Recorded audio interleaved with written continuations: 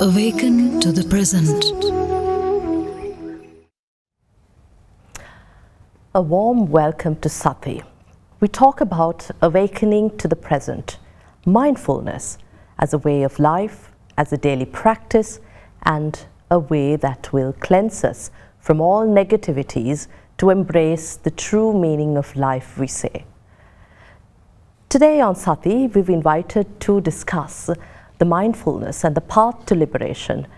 All the way from West Virginia in the United States, we have the co-abbot of the Bhavana Society of West Virginia, Bhante Ethkandawaka Saddhajeewa thero. Venerable thero, most respectfully, I would like to welcome you to the show, to Sati here. We'd like to start off asking you what mindfulness means to you, to your teacher, and importantly, through the Buddhist philosophy, the Buddha's words himself. Yes. Thank you very much for raising these questions. The word mindfulness is a very famous word. I would like to name that word as a billions worth word. Mundane world, there are a lot of sellers who are selling this word, mindfulness, and who became millionaires because of this word. That much popularity is there with this word, mindfulness. But I don't think most of them are not connecting with the real meaning of mindfulness, what Buddha meant. There's a word very related to mindfulness which we call awareness. In your theme you use awakening. These words coming through that original Pali word which we call Sati. According to the Noble Eightfold Path, we are practicing Buddhism, the teachings of the Buddha, following Noble Eightfold Path to develop our Sati, mindfulness. Mindfulness means not awareness, according to the Buddhist explanations. When we are talking about mindfulness, there are two words that we have to keep in our mind, which we call yoniso manasikara and sati sampajanya. These two Pali words are very important there. Yoniso manasikara means who can see the origin of your thoughts and then paying attention to get rid of that unwholesome roots there, and who are trying to maintain wholesome thoughts, that is yoniso manasikara. So that is the base of mindfulness. But when you go to some places, you might hear this kind of announcement that they are making, even in the train stations and even airports. Be mindful to take your belongings with you. Be mindful, there's steps. So these are not about the mindfulness which we want to translate Sati, the Pali word. Pali word is that. It is yoniso manasikara and sati sampajanya. That is completely 100% wholesome and connecting with the wisdom, that word, which is very important, the word wisdom. Sati, next step becoming a concentration. Sati always connecting with concentration. Sati is the path for our wisdom, to gain wisdom. Sati is the base to gain wisdom in this path. So, mindfulness, concentration, and wisdom. These three are working together. As Buddhist practitioner, what we are willing? We are willing to realize the nature.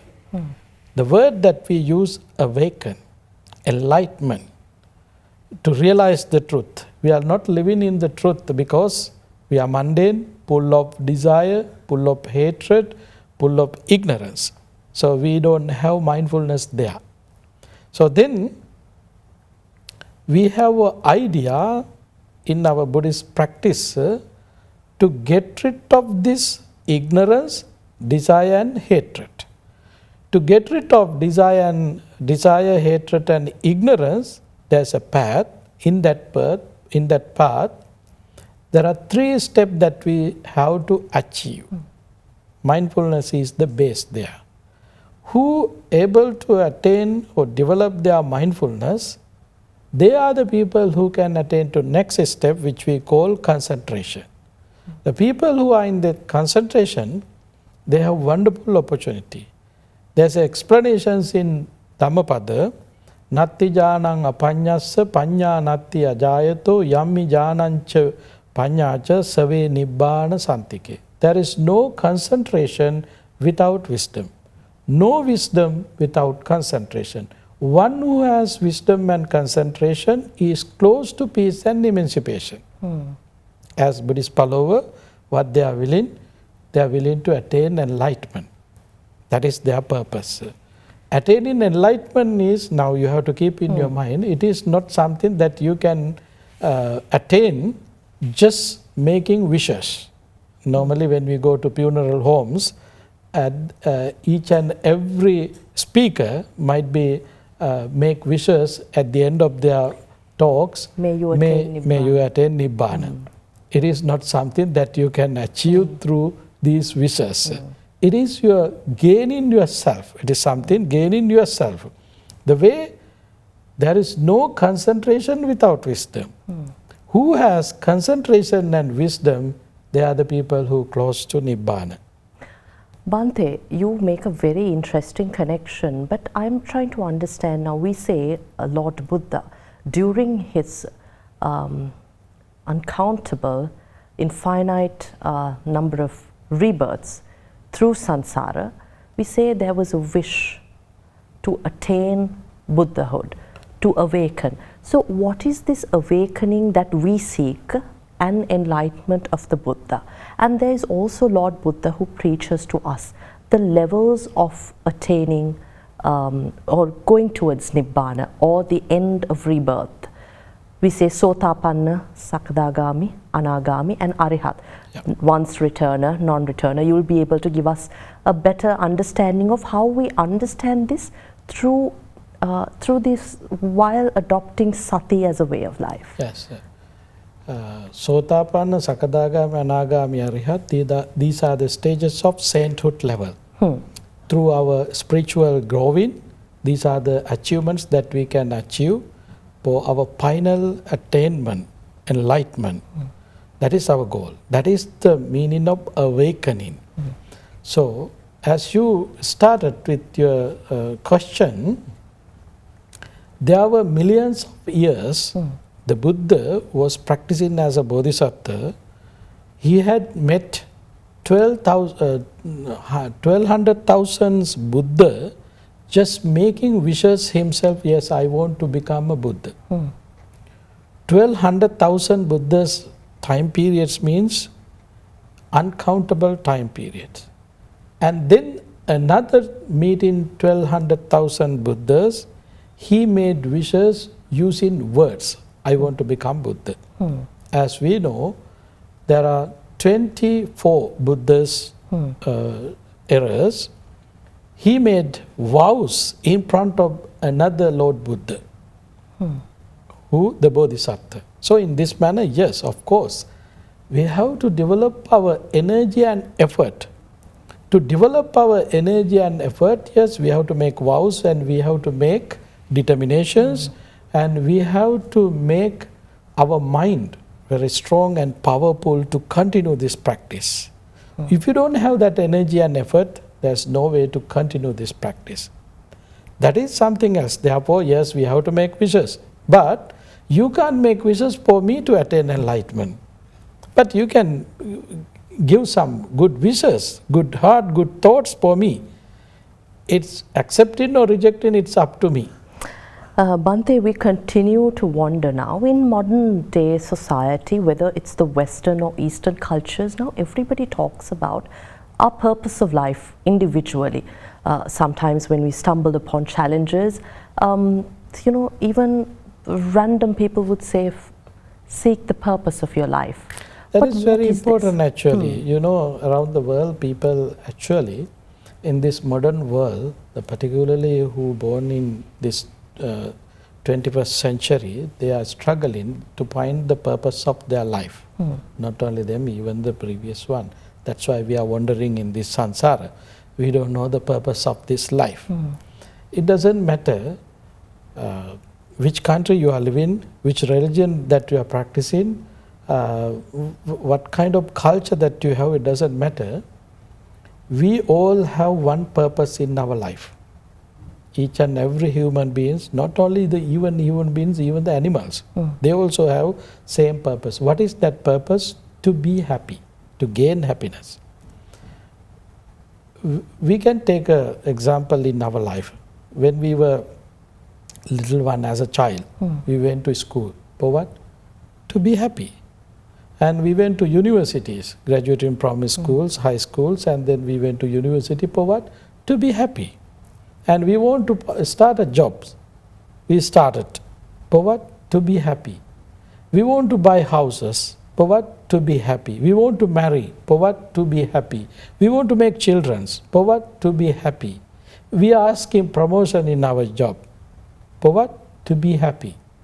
We earn money. For what? To be happy. Each and every action based on to be happy. Happiness is the goal. It doesn't matter what ethnic group that you are belongs, which country you are living, what kind of religions that you are practicing, it doesn't matter. At the end, we want to be happy. The Buddha is the one and only philosopher, religious leader, teacher who explained the path to establish our inner happiness. Why we are not able to be happy? Because there are three barriers that we are maintain all the time. What are these three barriers? Ignorance. Not we are touching the reality, that is ignorance. And we have desire. When someone living with ignorance and desire means, then next things would be naturally arise there. What is that? Anger. Anger rising. So around the world that you can see between two peoples and the two countries, all these conflicts happening because of ignorance and desire. All these conflicts are starting because of ignorance and desire. So therefore, the Buddha gave us a path to practice ourselves, to control our desire, to control our ignorance. When we are able to control our desire and ignorance, same time we can control our unwholesome thoughts regarding jealous and hatred, all these unwholesome thoughts. Bhante, you mentioned about inner peace. Yes. I like to maybe talk a little about that. Inner happiness also. This happiness that we're seeking, whether we go for a university degree, marriage, have children, is that not inner happiness? How does this deviate from the inner happiness that the Buddhist philosophy pushes us to achieve individually? Yeah, inner happiness, when we are talking about inner happiness, directly we have to talk about jhanas, sotapanna, sakadagami, anagami, arihant. These are the stage of inner happiness. But even mundane person, yes, you can develop your practices. Through your practices, you can gain some degrees of inner happiness. But through these material gains, there is no way to develop your inner happiness. But these materials are necessary for this life to have a comfortable situation there. If you don't have a house, you are not comfortable there. If you don't have enough clothes, you are not comfortable. If you don't have enough food, you are not comfortable. Therefore, there's a particular sutta, Pattakama Sutta, and also particularly Singalovada Sutta. Very important thing is the four basics. These are requisites. Food, lodging, medicine, these are very, and also clothes. These are very important for our life. If you don't have these things, you are in trouble. You don't have happiness there. You don't have calm mind there. You are struggling. You are suffering a lot than the natural suffering. So therefore, as a first thing, yes, of course, we have to gain these things. How we have to gain these things? By applying the teachings of the Buddha, we have to gain these things. We use the word dhammika, the word dhammika. Dhammika means following and respecting the natural law. You have to gain your wealth, your requisites. If you are not able to gain these things following the Dhamma, respecting the natural law, you are not able to gain your happiness. For example, we need money. When you go to a store to buy some things to eat, you need money. That is medium. That is the media. So then you have to gain money. How you have to gain money? The Buddha emphasized to gain money, there are professionals that you can apply according to the Buddha's explanations. There are professionals that you're not supposed to apply. Selling weapons, selling chemicals which is harmful for all living beings, and stealing money is not something good.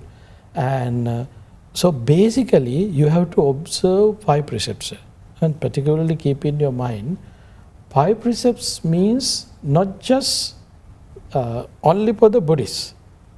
5 precepts are the laws about regarding the natural laws. It is for all living beings. For example, killing. Who like to die? Is there anyone who are living with pure mind and clean mind without any psycho disease? They don't like to die. And things that belongs to you, you like to keep with you. If someone disturbing you, you don't like it. That is also very natural. And the third one, sensual misconduct, which is very important in this modern world that we have to address. We have very narrow thoughts about this sensual misconduct. Sense faculties means eye, ear, nose, tongue and the mind. These are the sense faculties. So if someone misusing these sense faculties, that is sensual misconduct. But in narrow way, they are taking only about this sexuality. That is not the sensual. Sensuality and sexuality, 2 different things. So therefore, if someone stay in front of the screen more than normal time, that is also they are abstaining from sensuality. They are misusing their sense faculties. That is also kamesu miccāchāra. If someone eating too much, that is also kamesu miccāchāra. If someone sleeping too much, that is also kamesu miccāchāra. Where you overly pamper a particular sense of yours. Yes. So therefore, this is also natural law. You know, if someone not abstaining from sensual pleasure, so then they are in trouble, really in trouble. Therefore, this is natural law. And lying, you like your confidence. Whenever you are going, whatever you are doing, you like to have that confidence with you. If you don't have that confidence, you are uncomfortable there. So therefore, to develop your confidence, yes, of course, we need the people to be trustworthy. So not to lie. That is universal. It is not only for a particular group of people who are going to particular places. And the 5th one, using drugs and alcohol. We live in with drowsy. We always boost with the different reasons. Wealth, education, the country that where you are living, the facilities that you have, about your power, about your the body power, mind power. You have already all these things to be conceit yourself. I am the person, I am the powerful man, something like that. You have your ego. So therefore you don't want to take anything extra. That's why the Buddha, not Buddha, in the society already established this law not to use drugs and alcohol, abstaining from drugs and alcohol. This is which basically, this is we call Panchasila in Buddhist tradition. But actually this is not just only for the Buddhists, this is for all living beings. If someone willing to be happy, if there are steps they have to develop, mindfulness, concentration and wisdom. To gain wisdom, yes, of course, you have to develop your this morale. This morality is very important. That is spiritual growing. If someone developing these 5 precepts, applying to their day-to-day life, their mindfulness is increasing there. Why? For example, I would like to share a wonderful story that we learn in our childhood. Of course. Which we call, you might remember, Puhul Hora Karendani, that certainly. story. You know, there was a farmer who had a green thumb. He was a very successful farmer. He had a farmland. He did a lot of growings there, vegetables, fruits and things. There was special things which we call ash melon.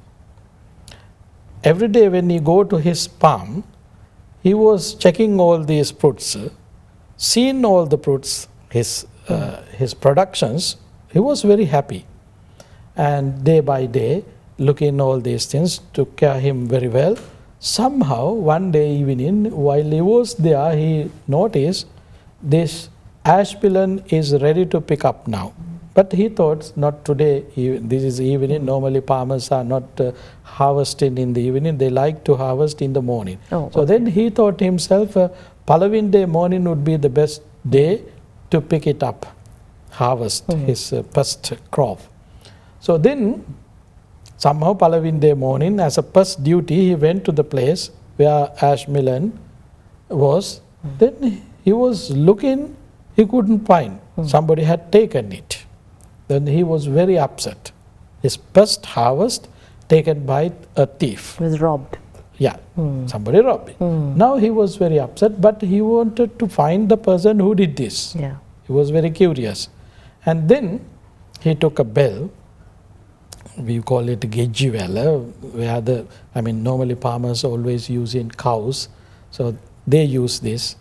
And then he took that bell, went into the place, the city or town where the people are gathered, everybody going there to find their basic things. So then he also went to that place, the town, with that bell. He started to ring the bell and then he started to dance. Now he is dancing there. Unusual things is happening there. Everybody who were there with different purpose, everybody flocked together and surrounding him. The farmer was dancing there. Then now the people surrounding him, then he started singing a song. The last sentences was, I can recognize the thief looking at his shoulder. That was the word that he used. In Sinhala we call it Puhul Hora Karendani. I can recognize the thief looking at his shoulder. Then there was a person who started to wipe up his shoulder. Then directly the farmer went and caught him. You are the person who took my ash melon. We call it Puhul Gediya. Puhul, yeah. So then, yes, he was the person. He took it. Then we have a question there. Was there any ash on his shoulder? No. No ash. So then what happened? When the farmer was singing a song, mentioning about I can recognize the person looking at his shoulder, that person was living with doubt and fear because he knew the camera might not caught anything there. There wasn't any evidence there. Nobody's seen him. But his mind knew everything himself. I'm the person who did that. So then when he was listening to that sentences, right away his doubt and fear rise in his mind. He started to do that so then now we have lessons here. It doesn't matter what ethnic group that you belongs, what religions that you are practicing. If you did any of these against these precepts, or if you break any of these precepts, your doubt and fear rise in there. Therefore, we observe the precepts for what? To uplift our mental health, to develop our mind. But unfortunately, people around the world, they don't know meaning of these precepts. That's why they believe, oh, if I, just in case if I say these precepts, I might become Buddhist. It's completely misunderstanding. No one can become Buddhist just observing precepts. But you can be a good human being observing these precepts. I mean, I think it's an entirely different conversation to talk about being a Buddhist, the religion, and a true follower, beings. Of the philosophy to be a better and good human being, as you say.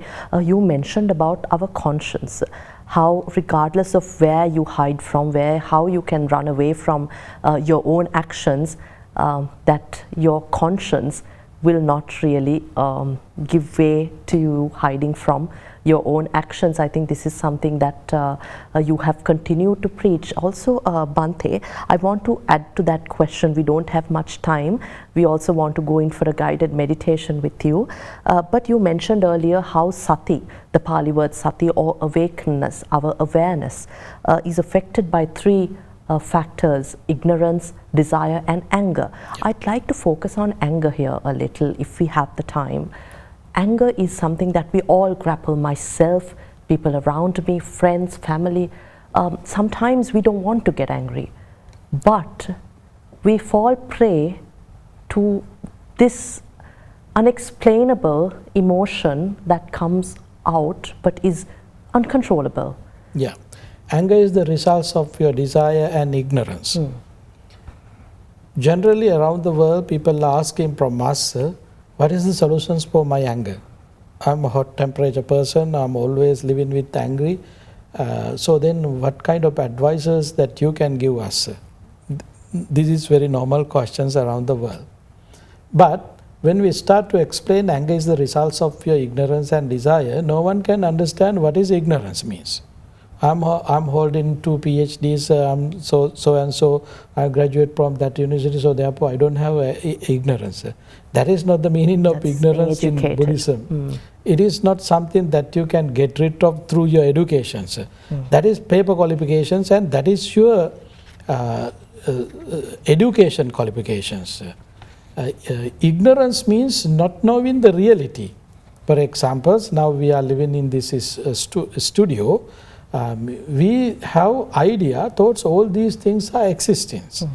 The way how we started, we think still we are here. Since the moment that we started here, we are continuing this. No. Each and every moment what happened, everything subject to change. Not only me, not only you, even this environment, all these facilities that we have here, cameras, microphones, everything subject to change. The way how we started not existing anymore, had been changing. This is the nature. If someone quickly that they can come to this understanding, realization, that is the wisdom. So wisdom means you completely eradicate your ignorance. That is wisdom. So we are not in that process yet. We are in the process to achieve that goal. How long we are living with this ignorance, that long we have desire. How long we are living with this ignorance and desire, that long we are producing anger. So then solution is here, as much as we can, we have to control our ignorance and desire. So then as a result of that development, we can control our ignorance. This is the process. If you are living with anger, you have to be mindful to control your anger. What is the purpose of this anger? What is the reasons? You can realize when you start to think about, as a mundane person it might take time, but it doesn't matter. Be mindful, what is this? Anger. So then what is the reasons for this anger? Desire or ignorance.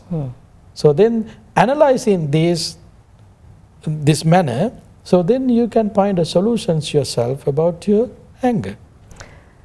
Bhante, unfulfilled desires coupled with the ignorance of the impermanence of this life, of this being, You talk about it so generously, but I want to go back to inner happiness you spoke about, and contentment. We achieving contentment. Sometimes we have everything, but we see challenges. Either a marriage breaks off, or something happens to a child, or you lose your job. At one point you feel like you have everything and you're happy. But some say it is karma that follows. But what or how do we use this as a tool to awakening? Is this a blessing in disguise to achieve a greater spiritual life and to awaken? We don't have much time, but... Yes, very important thing. While we are living in this mundane life, yes, of course, there are so many traumas happening for us. As you mentioned, there are few things, only things that we have to develop ourselves to accept this nature. How long we reject it, that long we are suffering. How long we can accept it, that long we can be happy. So I have an example with my teacher, my great teacher, Bhante Ji. He's 98 years old. He always talking to me, I can't walk as I did. So he's accepting and enjoying that. Now I am using a walker. I used to walk 2 canes. I used to work 1 cane. I did not use any canes. Now gradually I am here in this position now. I know next step, what would be the next, I know that. He's accepting everything. He's telling about my sleep is not well like previous.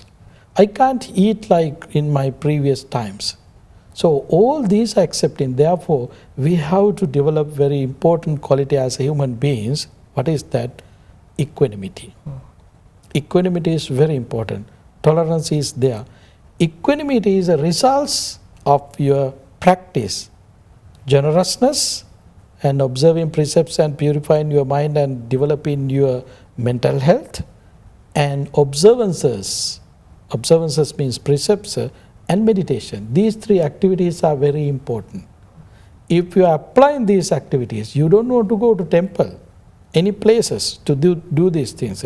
Each and every day you can be generous. You can be generous yourself while you are eating. You can eat mindfully. By the power of this food that I am taking, there might be a lot of living beings. May they be reduce these merits, reduce these food as their food. May they be well, happy and peaceful. As well as I am taking this food to get rid of my uncomfortable situations. I'm hungry now. My body needs food. I'm taking. You are practicing generosity. And also, while we are doing dishes, after doing your meals, that time also you can develop this metta thoughts with generousness. There would be unseen being, may they rejoice these as their food. May they be well, happy and peaceful. You are practicing generosity. So generousness is very important things to develop, put in your mind, to develop your mind, to gain your wisdom. So mindfulness is there. Generousness is there. Now you can see equanimity is there developing itself through these applications. So then you can control your anger there. But it does not mean living as a mundane person you can control completely your anger. No, it's not happening.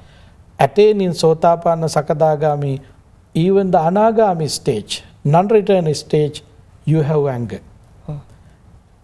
When you attain full enlightenment, Arahant, that is the time completely you are able to eradicate your angry thoughts. It's a long, difficult journey, but fulfilling one. It's a long journey, but not difficult.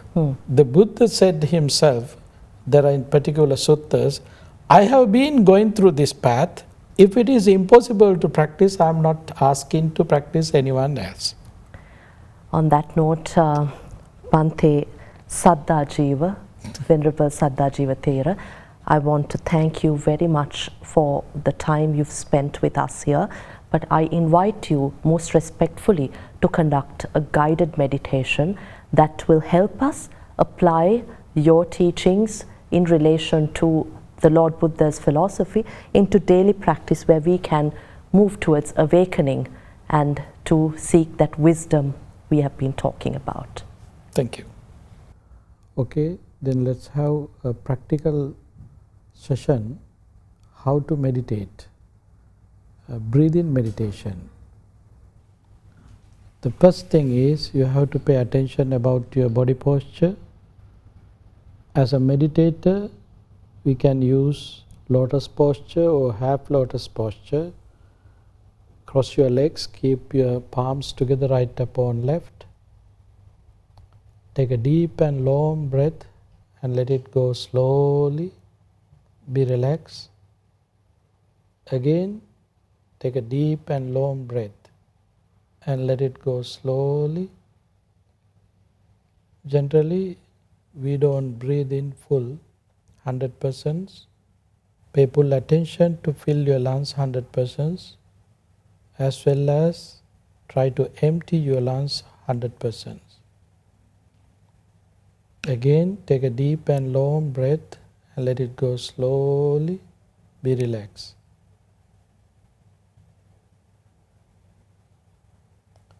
Determine yourself, this is my meditation time.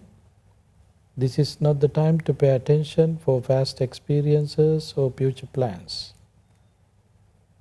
This is my meditation time.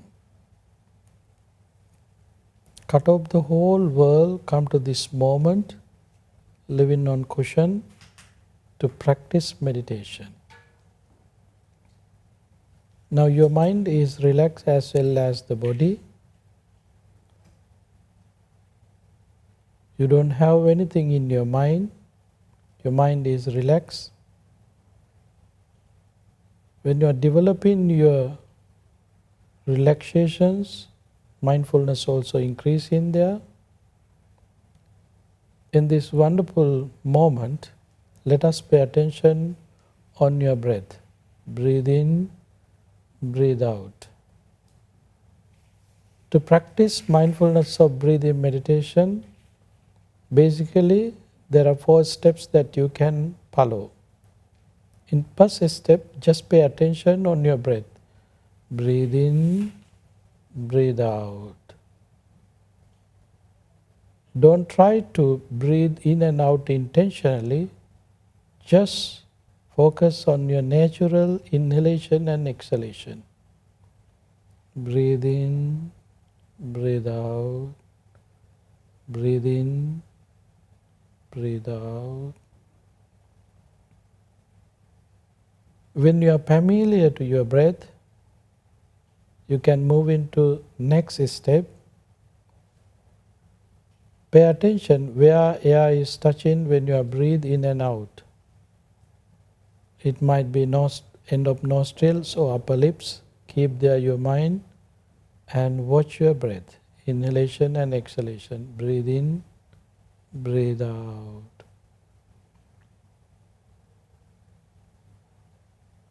When you are familiar where air is touching, move into next step. In third step, be aware whether it is a short breath or a long breath. Sometimes we have short breath, sometimes we have long breath. Recognize long breath as a long breath, short breath as a short breath. Now you are familiar on your breath, inhalation and exhalation. You are familiar where air is touching, end of your nostrils or upper lips. Now you know the nature of your breath. Sometimes you have short breath, sometimes you have long breath. Short breath recognized as a short breath, long breath recognized as a long breath. Breathe in, breathe out. When you are familiar to all these steps of your breath, now you can move into the 4th steps.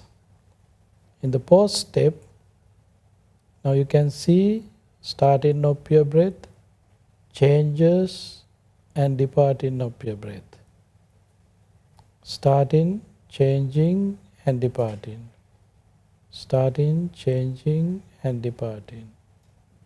Breathe in, breathe out. You're not supposed to breathe in and out intentionally. Just pay attention on your natural breath. Breathe in, breathe out. Keep your mind end of your nostril and watch your natural breath. Breathe in, breathe out. Breathe in, breathe out. Breathe in, breathe out.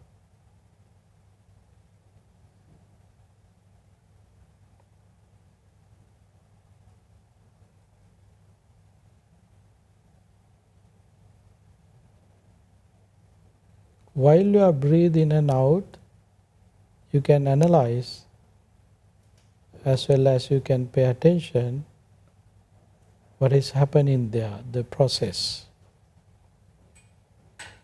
When you are breathing in, means you are taking oxygen and filling your lungs, giving life for your trillions of cells in your body. Breathe out means you are taking out carbon dioxide, helping your trillions of cells. This is the meaning of breathing in and out. Normally, this happening without knowing. No one can stay without breathe in and out. Now you are paying attention and you are developing your mindfulness regarding your breath. Inhaling, exhaling. Inhaling, exhaling. If someone not familiar on their breath, you can pay attention to your belly. What is happening there in the belly? It's filling and becoming empty. Breathe in, breathe out. Pay attention what is happening when you are engaging with breathe in and breathe out. What is happening to your belly? You can pay attention there. Breathe in, breathe out. Same time you can develop your mindfulness. You are helping these cells, trillions of cells, to survive. Breathe in, breathe out.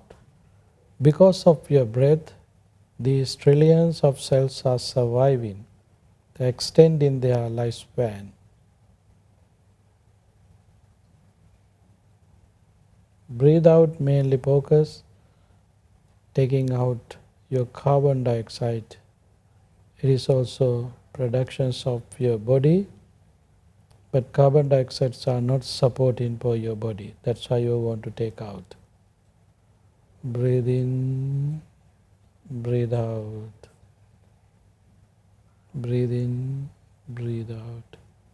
Still you are practicing mindfulness of breathing meditation as a samatha meditation technique, tranquil meditation.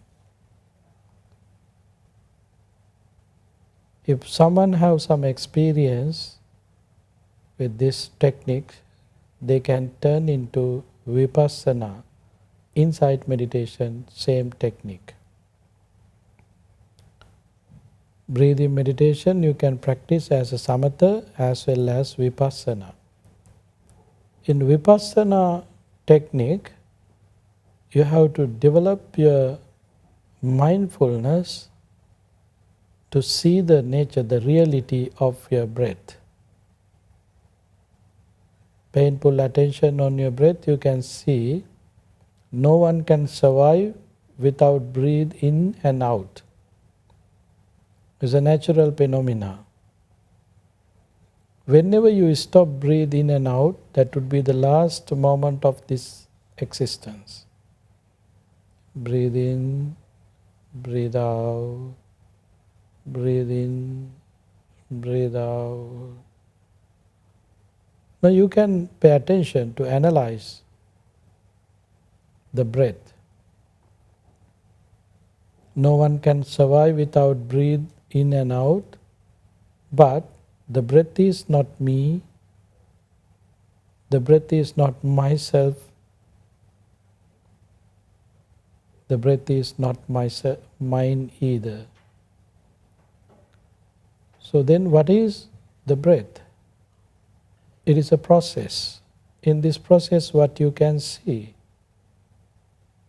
Rising, falling, rise in, fall in, rise in, fall in. This is the process that you can see through this your breathing exercise. So then what is happening here? The breath is changing, rise in and fall in. It is impermanence. The breath is not something existing. So rising and vanishing. That is the nature of your breath. When you are breathing, not just only your breath, even your nostril and consciousness of nose, as well as mind consciousness, is being changing. Each and every moment, not just only breath, even the nose consciousness and mind consciousness, all these are changing. All these are impermanence. Which is impermanent, that is full of suffering, unsatisfactoriness is there. If there is something impermanence, unsatisfactory, such a things no one can take as me, myself. Selflessness is there. Painful attention on your breath, taking the breath as an example, you can see the reality. This is the nature of the universe. Rise in, fall in. Rise in, fall in. Not only you, even others, any living beings, what is happening there, they are also in same process, breathe in, breathe out. Each and every moment, changing everything. Nothing exists. Painful attention on your breath, you can analyze the nature, the reality, universal nature. Through this universal nature, you can realize the truth. What is that truth? Impermanence, suffering, selflessness.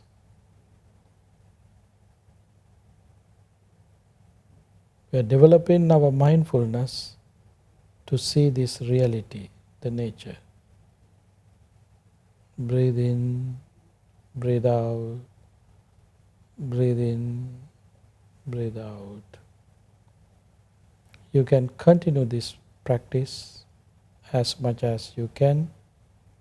Whenever you notice the mind is going away from the objects, come back and start again. Just pay attention on your natural breath to see the process of that breath rise in and fall in. Rise in and fall in.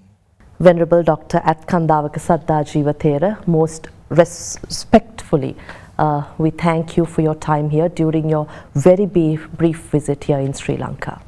Thank you very much. May you all be well, happy and peaceful. We had with us Venerable Bhante Ethkandawaka Saddhajeewa thero, who is Dr. Ethkandawaka Saddhajeewa thero, a holder of the doctorate from the University of West Virginia in Rosemead, California, with research focus on mindfulness for substance abuse recovery, and also a master's degree in psychology, sociology and education, and is a teacher of meditation and Dhamma at the Bhavana Society in West Virginia in the United States. Thank you very much for joining us on this program, and we wish you all the very best in achieving your inner peace and happiness.